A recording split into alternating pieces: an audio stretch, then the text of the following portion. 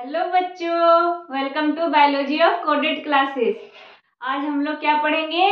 Kingdom protista में क्या क्या हम लोग पढ़ लिए थे, उसका जनरल कैरेक्टर पढ़े थे, रिप्रोडक्शन पढ़े थे और क्राइसोफाइटा जो क्लासिफिकेशन में उसके 5 कैटेगरी हम लोगों ने जो बनाया था उसमें हम लोगों ने क्राइसोफाइटा को कंप्लीट किया। अब हम पढ़ेंगे डायनोफ्लैजिलेट। डायनो यहाँ पे देखिए डाई का मतलब होता है टू होता है, और फ्लैजिलेट जिसके पास 2 फ्लैजिला प्रेजेंट हो वैसे ऑर्गेनिज्म को हम डायनोफ्लैजिलेट में रखे हैं। इसका नाम डायनोफ्लैजिलेट इसलिए रखा गया होगा क्योंकि इसमें 2 फ्लैजिला प्रेजेंट है। इसमें क्या क्या फीचर है जिसके वजह से हम इसे अलग कैटेगरी में बना के रखें, आइए हम उनके बारे में देखते हैं। डायनोफ्लैजिलेट है क्या? जिसके पास 2 फ्लैजिला प्रेजेंट हो, जो मैरीन में रहता है, इसके ये सब फीचर हैं। ये ऑटोट्रॉपिक के थ्रू ये न्यूट्रिशन प्रोवाइड करते हैं अपने आप को। इसके पास सेल वॉल प्रेजेंट होते हैं, इसके पास 2 फ्लैजिला प्रेजेंट होते हैं। इसके सेल वॉल में सेलुलोज का प्लेट होता है जो आउटर सरफेस पे होता है। ये अलग अलग कलर के होते हैं डायनोफ्लैजिलेट। आइए अब हम एक एक करके समझते हैं। मोस्टली मेराइन कहने का मतलब है कि यहाँ पे हो सकता है कुछ ऑर्गेनिज्म फ्रेश वाटर में भी पाए जाते हों, लेकिन अधिकतर मेराइन वाटर में पाए जाते हैं। मेराइन वाटर कहने का मतलब है समुद्र का पानी जैसा। मेराइन वाटर में पाए जाते हैं डायनोफ्लैजिलेट ज्यादातर। और ये क्या है? ऑटोट्रॉपिक। हमने क्या बताया कि डायनोफ्लैजिलेट क्या है? ऑटोट्रॉपिक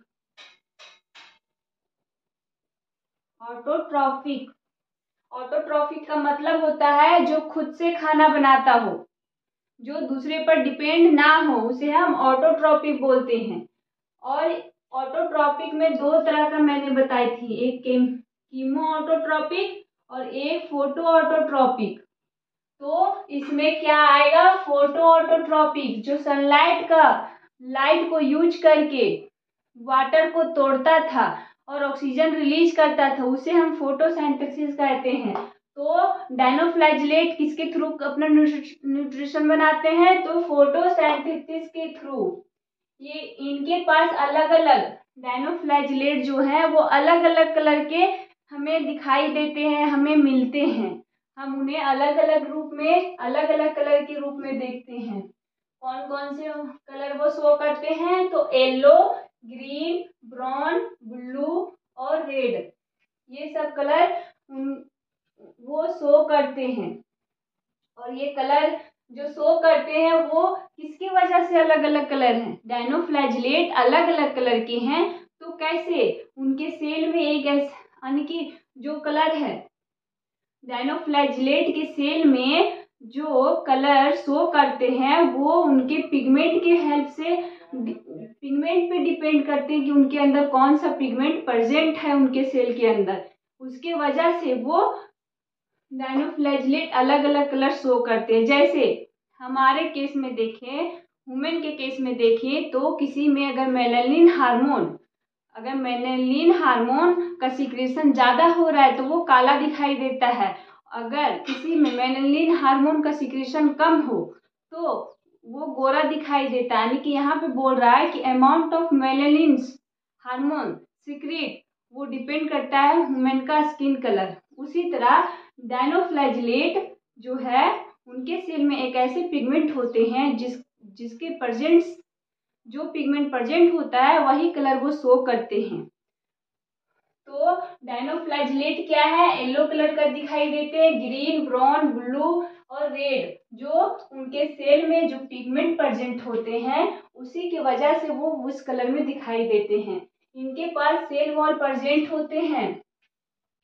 सेल वॉल ए शिफ्ट सेलुलोज प्लेट, जो सेल वॉल है वो सेलुलोज प्लेट से बना हुआ, उसके जो सेल वॉल है जैसे देखिए ये मैंने डायनोफ्लैजिलेट का एक डायग्राम बनाया है, उसके ऊपर सेलुलोज का प्लेट में दिखाई हूँ। तो सेल वॉल का जो आउटर सरफेस है वहां पे सेलुलोज का प्लेट पाए जाते हैं। Most of them have two flagella. इनके पास कितने फ्लैजिला होते हैं? 2 फ्लैजिला, जो एक लाई करता है लॉन्गिट्यूडनली और दूसरा ट्रांसवर्सली। पहला लॉन्गिट्यूडनली करता है और दूसरा ट्रांसवर्सली फ्लैजिला है। पहला फ्लैजिला कैसा है? लॉन्गिट्यूडनली, और दूसरा ट्रांसवर्सली, जो सेल वॉल के फ्रो के बीच वो लाई करते हैं, वहां पे रहते हैं। यहाँ पे देखिए ये डायग्राम में ये जो फ्लैजिला है, ये एक लंबा सा निकला है, ये एक फ्लैजिला है जो कैसा है? इस तरह लाई कर रहा है, लॉन्गिट्यूडनली फ्लैजिला है। और ये जो है यहाँ से यहाँ तक कनेक्टेड होता है, उसे हम ट्रांसवर्स फ्लैजिला कहते हैं। तो डायनोफ्लैजिलेट में कितने फ्लैजिला पाए जाते हैं? 2 तरह का, एक ट्रांसवर्स और एक लॉन्गिट्यूडनल। अब हम देखते हैं रेड डायनोफ्लैजिलेट। यहाँ पे अलग अलग कलर के डायनोफ्लैजिलेट पाए जाते हैं, लेकिन रेड का ही बात यहाँ पे क्यों दिया गया? क्यों ये हमारे लिए इतना इम्पोर्टेंट है? इनको जानना हमारे लिए बहुत इम्पोर्टेंट है, इसीलिए एनसीईआरटी ने इसे अलग से इसके कुछ फीचर बताए हैं।